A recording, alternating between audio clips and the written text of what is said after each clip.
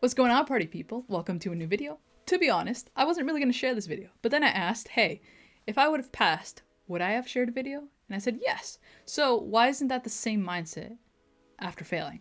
I don't think that's fair. I just share my honest and authentic experiences, and that should include failing, right? So I took my LPI 101 yesterday, and I did not pass. I needed a 500 to pass, and I got a 450.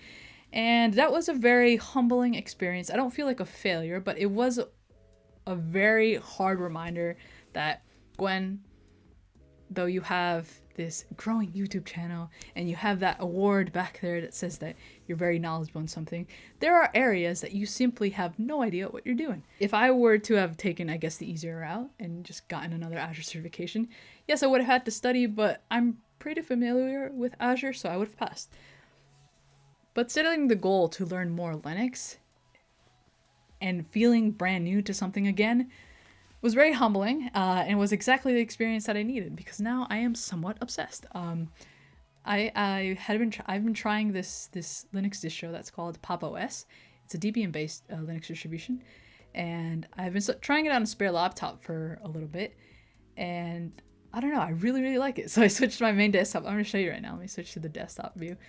So I switched my main desktop to Pop, and it's actually been quite the experience. But I'm actually happy that I did it. And I've been on sites like TryHackMe, doing activities on there and the learning paths on there, doing more Linux courses on A Cloud Guru. I picked up a couple of books. This one is amazing, Linux Basic for Hackers. You get to get hands-on. You get hands-on like activities and stuff based on Kali Linux, cybersecurity and such, like pen testing and things. But anyway, besides all that material that I have, it's a new skill that I never knew that I was going to enjoy as much as I did.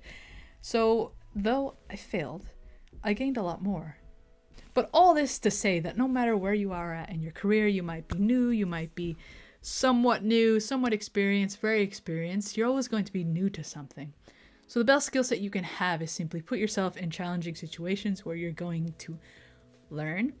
2, learn how to ask questions and learn how to fill the knowledge gaps that you are missing. And 3, be okay with rejection and failure. And I'm just here to remind you that, yeah, it's going to be hard.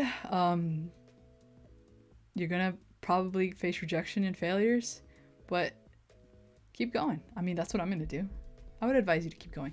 The only way you could actually be a failure is if you use those exam dumps where it's like, hey, download this PDF of 200 exam questions, memorize them, memorize the answers, and then you pass certification. If you do that, then you are a failure. And if I would have done that, I would consider myself a failure as well. But you didn't do that. Oh, wait, I didn't do that. And hopefully you won't do that. But anyway, yes. Here I am, just giving you a friendly reminder, and especially to myself, that it's okay to fail. Just keep going. All right, see you in the next video.